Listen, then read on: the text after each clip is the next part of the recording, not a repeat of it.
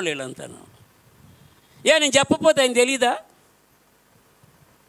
తెలుసు. మనం చిన్నపిల్లలకి ఏం చేస్తాము, బజార్ నుంచి వెళ్తా ఒక చాక్లెటు లేకపోతే ఏవో మిఠాయిలు కొనుక్కెళ్తాం. చిన్నప్పుడు మా సంతకి వెళ్ళేవాళ్ళు మిఠాయిలు కొనేవాళ్ళు. ఇవాళ సంతలు లేవు కాబట్టి చాక్లెట్లు బిస్కెట్లు ఇవి కొంటున్నాము.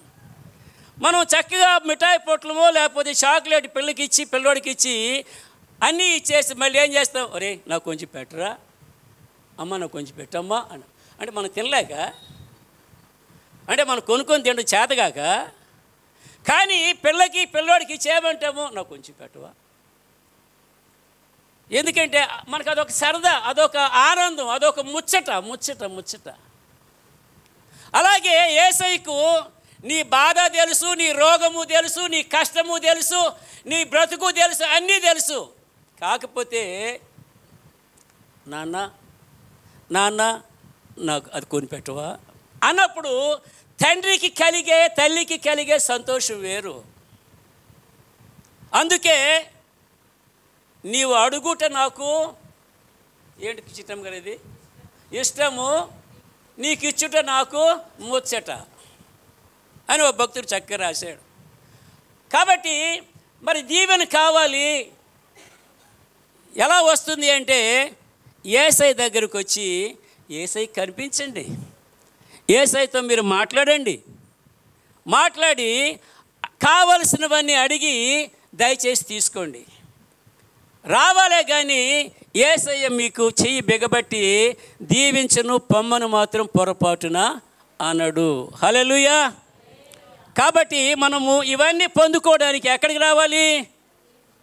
దేవుని సన్నిధికి రావాలి, దేవునికి కనపడాలి, ఆయనతో మనము మాట్లాడాలి. అందుకే ఆయన దగ్గరకు వచ్చి మాట్లాడే సమయము it is not waste of time. ఇది ఈ సమయాన్ని వృధా చేయటం కాదు. మరి ఎందుకనో ఆడవాళ్ళు నమ్మినంత త్వరగా మగవాళ్ళు నమ్మరు. ఎందుకంటే మగవాళ్ళకి తెలివితేటలు ఎక్కువే మరి నాకు తెలియదు. నేను మగాడినే కానీ మరి యేసయ్య పిలవగానే ఎందుకనో నేను లోబడిపోయాను. కానీ ఒకప్పుడు నా చదువు నా ఉద్యోగం నాకు అడ్డొచ్చింది. కానీ యేసు అన్నాడు, నా కుమారుడా నీవు నా మాట విని తీరాలి అన్నాడు. ఆ రోజు యేసు మాట్లాడుతుంటే నాకు చెమటలు పట్టేసి తడిసి ముద్దయిపోయాను చర్చిలో. నేను ప్రభువా తప్పకుండా నీ మాట వింటాను.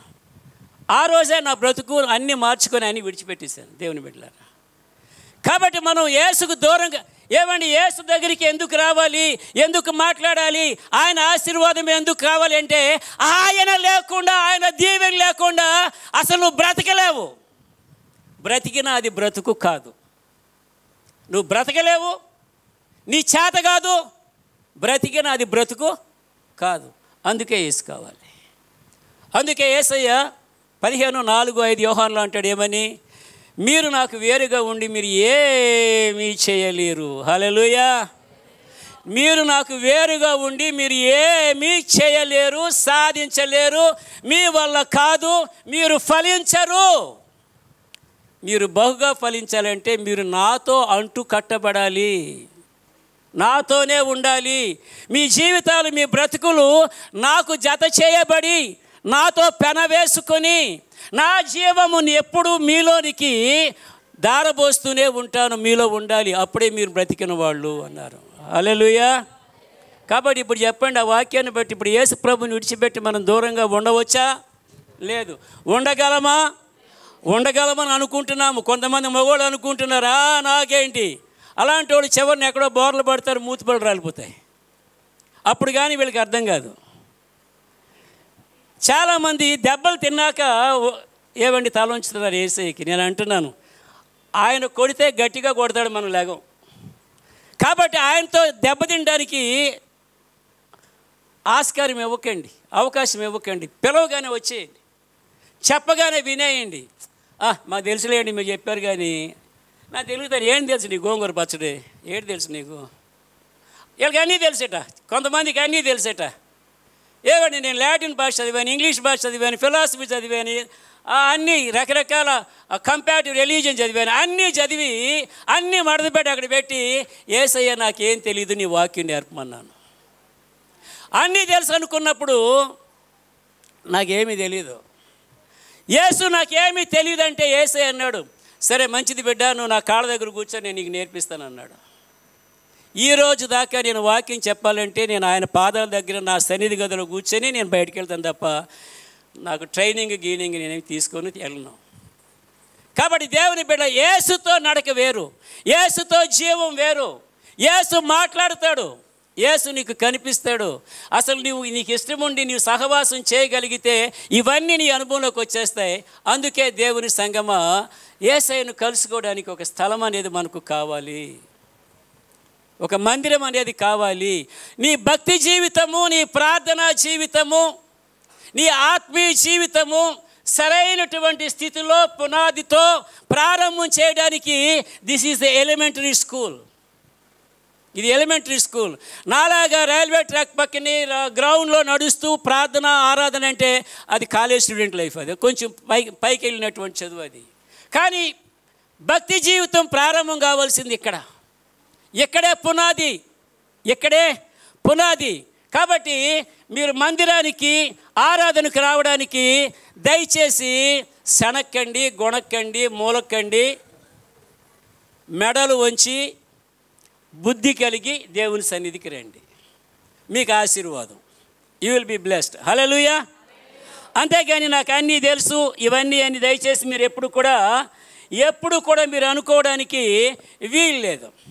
ఒకసారి మీకు నేను ఈ 2వ దినవృత్తాంతాలు 6వ అధ్యాయానికి వస్తే 6వ అధ్యాయంలో 12వ వచనంలో ఇశ్రాయేలీయులందరూ సమాజముగా కూడి చూచుచుండగా యెహోవా బలిపీఠం ఎదుట నిలిచి తన చేతులు చాపి ప్రార్థన చేసెను. హల్లెలూయా, హల్లెలూయా. ఓకే, చేతులు చాపి ప్రార్థన చేసిననుంది. 13వ వచనం చివరికి వస్తూ ఉంటే ఇశ్రాయేలీయులందరి ఎదుటను మోకాళ్ళూని చేతులు ఆకాశము వైపు చాపి సొలొమోను ఇట్లని ప్రార్థించెను అనుంది. దేవుని బిడ్డలారా, ఇవాళ భక్తి వెర్రితల్ల వేస్తూ ఉంది. ఇవాళ అంతా మోడర్న్ భక్తి వచ్చేసింది, భక్తిలో కూడా మోడర్నిజం వచ్చేసింది. ఎంత వెర్రితనం అంటే మీరు మంచివాళ్ళు అనుకున్నాను. కొన్ని పెద్ద సంఘాలకి మీటింగ్కి వెళ్ళినప్పుడు ఆ సంఘాలు అది సరే దాపరికి ఎందుకు ఈ లోదరన్ సిఎస్ఐ ఎలాంటి వాళ్ళు చాలామంది ఉన్నారు.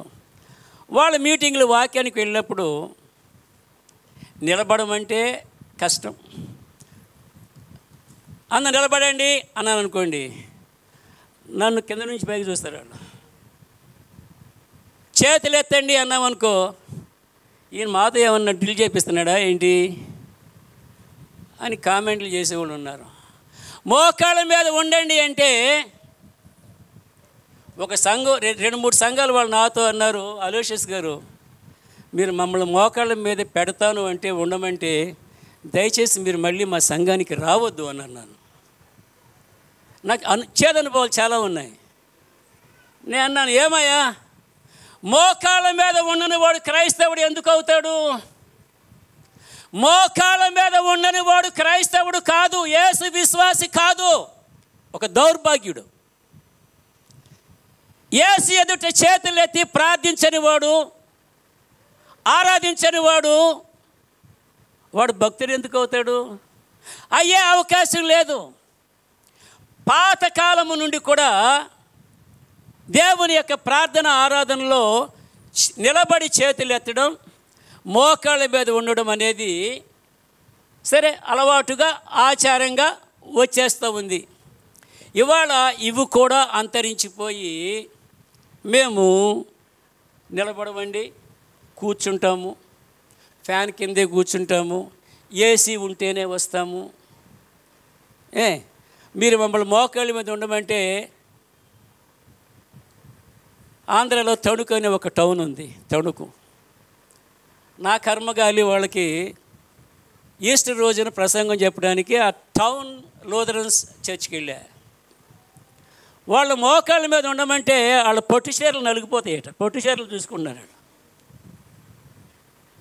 ఏమండి, మగవాళ్ళు కొంతమంది సూట్లు వేసుకొచ్చారు. అక్కడ పెద్ద బికారోళ్ళలాగా నేను ఇలాగే ఉన్న ప్యాంటు షర్ట్ వేసుకొని మూలను కూర్చొని ప్రార్థన చేసుకుంటే వీళ్ళందరినీ చూస్తున్నా. వాళ్ళు నెక్లెస్లు, వడ్డాణాలు అన్నీ, వీళ్ళ పట్టు చీరలు, అబ్బా ఏం స్టైల్ ఉన్నారు. ఆఖరికి నేను నిలబడి వాక్యం చెప్పి మోకాళ్ళు ఉండమంటే ఎంత బాధపడ్డారు అనుకున్నారు. ఏమండి, నర్సాపురం లూథరన్ సంఘం వాళ్ళు అసలు మా చర్చికి మీరు రావద్దండి అన్నారు. నేను అన్నాను, దేశం మొత్తం మీద మీది ఒకటే సంఘం, మీరేనా క్రైస్తవులు? దేశం గుడిపోయిందా? దేశం అంతా నాదే. ఆఫ్టర్ ఆల్ మీరు పిలిస్తే అంత, పిలవపోతే అంత. You are nothing for me. ఇలాంటి పిచ్చి పిచ్చి వేషాలు వేస్తే మీరు నాశనం అయిపోతారు, జాగ్రత్త అన్నాను. ఇది ఎందుకు చెప్తున్నానంటే, ఇప్పుడు సొలొమోను ఎవరండి? మహారాజు, గొప్ప రాజు. సొలొమోను ఇక్కడ ఎలా ప్రార్థించాడండి? చేతులెత్తి ప్రార్థించాడు, మోకరించి ప్రార్థించాడు. హల్లెలూయా. చేతులు ఎత్తడం అంటే అర్థం ఏమిటంటే, దేవుని బిడ్డలారా, అయ్యా నా వల్ల ఏమీ కాదు, చేతులు ఎత్తేసాను, నాకు అంతా నువ్వే, నా ఆధారము నువ్వే, నా బలము నువ్వే, నాకు అన్నీ నీవేనని మన యొక్క హెల్ప్లెస్నెస్, మన చేతగానితనము, మన బలహీనత ఎత్తి చేతులు చాపి, యేసు నాకు అన్నీ నీవేనయ్యా, చేతులు చాపుతున్నాను. అందుకే మేము పాడతాం, చేతులెత్తి ప్రార్థించగా నన్ను దీవించువాడా, గళమెత్తి ప్రార్థించగా, స్వరమెత్తి ప్రార్థించగా, మర్చిపోయిన పాడే అని చేతులెత్తి మేము, నా సంఘంలో నేను చేతులెత్తించి ప్రార్థన చేపిస్తాను. నా సంఘానికి నేను మంచి భక్తి నేర్పించాలి, దరిద్ర భక్తి నేర్పించకూడదు. ఈరోజు మీకు ఎందుకు చెప్తున్నానంటే, మీరు ఇంకా చిన్న సంఘం, 3 ఏళ్ళ సంఘం, మీరు ఇంకా పాలు తాగుతున్న సంఘం, మరి మీకు రేఖ పాలు పట్టిస్తుందో లేకపోతే ఆవుగాయ పచ్చడేసి పెడుతుందో నాకు తెలీదు. ఒక ఊరిలో కల్లూరు మీటింగ్స్కి వెళ్ళి ఆ రాత్రి నేను తెల్లారి ప్రొద్దున లేచి కారు వేసుకొని మా ఊరు రావడం ప్రయత్నిస్తుంటే, ఒక తల్లి నెలల చంటి పిల్లకి ఊరగాయ పచ్చడితో మెతుకులు తినిపిస్తుంటే వాడు క్యార్ గోల పెట్టేస్తున్నాడు. మా అల్లుడితో అన్నారా, అసలు ఈ అమ్మాయికి బుద్ధి ఉందా, బుద్ధి లేదా? నెలల పిల్లోడికి ఊరగాయ పచ్చడితో అన్నమేటరా, అందులో తెల్లారుజామున 5ంటికి 6 గంటలకి ఏం చెప్తాం? ఆ పిల్లలకి మరి ఆ పచ్చడేసి అన్నం పెట్టకూడదు మరి ఆ కాలంలో. అలాగే మరి మీకు ఈ రేఖ మీకు మంచి ఘాటైన గుంటూరు మిరగాయలు పచ్చడి పెడుతుందా, లేకపోతే చక్కగా మిల్కోమా, అమూల్ ఐస్ క్రీమ్ లాంటి సాఫ్ట్ ఫుడ్ పెడుతుంది? చెప్పండి, ఏం పెడుతుంది? ఏం పెట్టినా సంఘమా, మీరు ఈ సంఘమే అని అనుకుంటున్నాను, మరి నాకు తెలియదు. చేతులు ఎత్తి ఇందాక నేను 3 సార్లు 4 సార్లు ఆరాధన ఉన్నప్పుడు చేతులు ఎత్తండి అన్నాను. ఎవరు ఎత్తలే అంటే అన్నాక ఎత్తారులేండి, మంచి పిల్లలు మీరంతా చేతులు ఎత్తారు, మంచిది, థ్యాంక్ యూ వెరీ మచ్. అలాగే మోకరించడానికి బద్దకించకండి, మోకరించడానికి గొణక్కండి. మోకరించాము అంటే కూడా మీకు అర్థం చెప్తా ఉన్నాను. నేను నీకంటే తక్కువ, నీకంటే చిన్నవాడిని, నీకంటే దీనుడను అని మనలో మనం తగ్గించుకొని దేవుని ఎదుట మోకరిస్తాము. కానీ ఇక్కడ సొలొమోను గొప్ప మహారాజు అయ్యుండి దేవుని సన్నిధిలో మోకరించి అక్కడ ఇశ్రాయేలు ప్రజలకు నేర్పినటువంటి సత్యం ఏమిటంటే, నేను మీకు రాజునే కానీ నాకంటే గొప్ప రాజు ఆ దేవుడైనటువంటి యెహోవా. అందుకే నేను నా దేవుని ఎదుట నేనంత మోకరిస్తున్నాను. కాబట్టి నా ప్రజలారా, మీరు దేవుని సన్నిధిలో మోకరించమని ఆ ప్రజలకు ఆ రోజున సొలొమోను మహారాజు నేర్పించాడు. హల్లెలూయా. కాబట్టి ఇప్పుడు మీరు ప్రార్థన మోకాళ్ళ మీద చేస్తారా, లేకపోతే నిలబడి చేస్తారా? ఆరాధన చేసేటప్పుడు ఓకే నిలబడండి, చేతులు పైకి వెళ్ళినవ్వండి, ఇట్స్ వెరీ గుడ్, చాలా మంచిది. మోకాళ్ళ మీద ఉండి ప్రార్థన చేస్తే దేవుని సంగమా, నీ హృదయము నీకు తెలియకుండానే కరగడం ప్రారంభం అవుతుంది. గుర్తుంచుకోండి, మోకాళ్ళ మీద ఉన్న ప్రయోజనం ఏమిటంటే, once you Neel down automatically your heart will start melting down.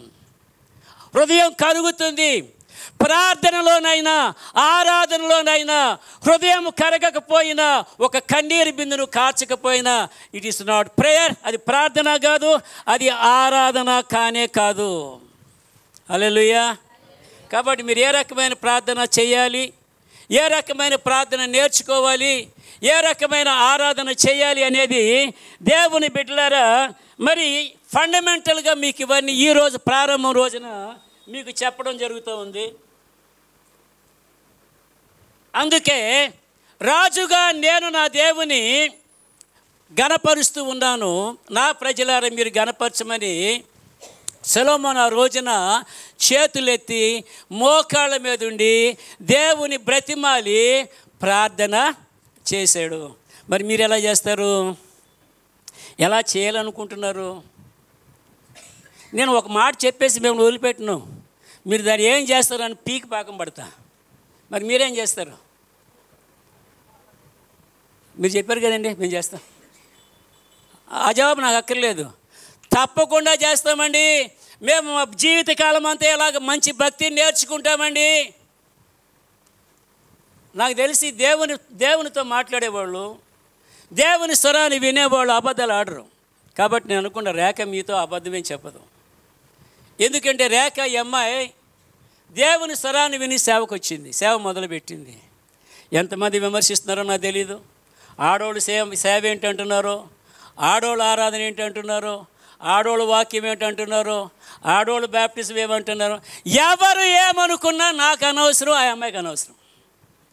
What we believe is because God said we do it, that's all. యేసు చెప్పాడు కనుక మేము చేసి తీరుతాం అంతే. ఆయన చెప్పాడు కనుక మనం చేయాలి. మధ్యలో మనం అడ్డమైన ప్రశ్నలు వేయడానికి వీల్లేదు. ప్రారంభంలో యేసు ఉంటే ఉండొచ్చు. కాబట్టి దేవుని బిడ్డలారా మీరు ప్రార్థన ఇప్పుడు తను నేర్పుతుంది. మోకాళ్ళ మీద ఉండమంటే వెన్ ఎవర్ యు ప్రే, మీరు విజ్ఞాపన ప్రార్థన చేస్తున్నారు, ఇంకో ప్రార్థన చేస్తారు, దయచేసి మోకాళ్ళ మీద ఉండండి, బద్దకించకండి. నా వయసు 70, ఇప్పుడు 71లో ఉన్నా నేను. ఏమండి, ఈ రోజుకి నేను నా గదిలో, నా సన్నిధి గదిలో నేను మోకాళ్ళ మీదే ఉంటా. ఈ రోజుకి నేను శుక్రవారం వాక్యం చెప్తే మోకాళ్ళ మీద ఉండి నా ప్రార్థన నేను నడిపిస్తా. నా ఆశ, నాకు ఓపుకున్నంత వరకు, నేను చనిపోయే వరకు ఎంత ఓపుకుంటే అంతవరకు మోకాళ్ళ మీద ఉంటాను. I have decided. నేను మీకు నేర్పిస్తుంది, మేము అనుసరిస్తుందా మీకు నేర్పిస్తూ ఉన్నాం. దయచేసి మోకరించడానికి ఇవాళ చాలామంది మోడర్న్గా మోకాళ్ళ మీద ఉండం. ఆ కోవలోకి మీరు వెళ్ళకండి. ఈ సంఘానికి అని పేరు పెట్టావు తల్లి. ఓహో, నేను పెట్టిన పేరు. ప్రారంభంలో నా సంఘం ఏంటంటే ఆలోచించి హోలీ బ్రైడ్ చర్చ్ అన్నా.